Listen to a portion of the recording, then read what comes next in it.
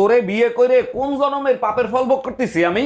আরে অরুণ ভাই কি হইছে, ভাবির সাথে রাগারাগি করতেছেন কেন? আর ভাবি বললেন না, কালকে 2 কেজি ধুইনা এনে দিছি, বলছি ভালো করে ধুইয়ে তারপরে গুঁড়ো করো। ও আচ্ছা, বুঝতে পারছি, ভাবি ধনে না ধুয়েই গুঁড়ো করে ফেলছে তাই না? আরে ভাবি আইসা দেখেন, সব ধুইনে ওয়াশিং মেশিনে ধুইতে আছে।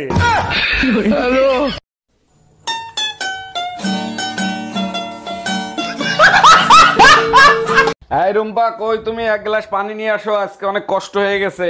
শোনো, তোমার মা আর বোনকে বলে দিও আমার সাথে জানি লাগতে আসে না, তাহলে কিন্তু তার ফল ভালো হবে না। আচ্ছা, বিয়ের আগে তুমি তো কখনো বলো নাই যে তুমি এত সুন্দর ঝগড়া করতে পারো। বিয়ের আগে তুমি তো কখনো জিজ্ঞেস করো নাই আমি ঝগড়া করতে পারি কিনা।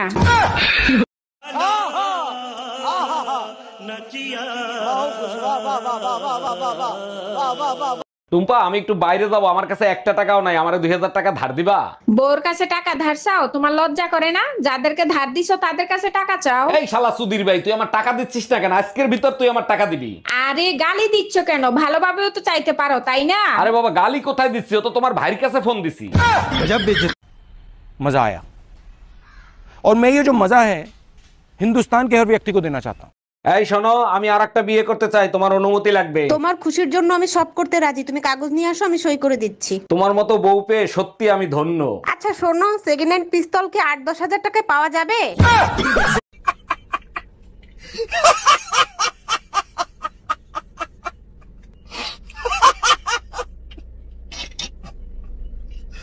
এই মসজিদ কমিটির লোকজন তোমাকে ধরে পিটাইছে কেন? কি করছো তুমি? মসজিদের মিটিং চলতেছিল, আমি হুজুরে জিজ্ঞেস করলাম, হুজুর গরু চুরি করে যদি কুরবানি দেওয়া হয় তাহলে কি কুরবানি হয়? এর জন্য সবাই তোমাকে মারতে পারে না, আসল কাহিনী কি হয়েছে সেটা বলো। মার খাওয়ার পরে জানতে পারি মিটিংটা ছিল হুজুরের কোরবানির গরু চুরি হয়ে গেছে।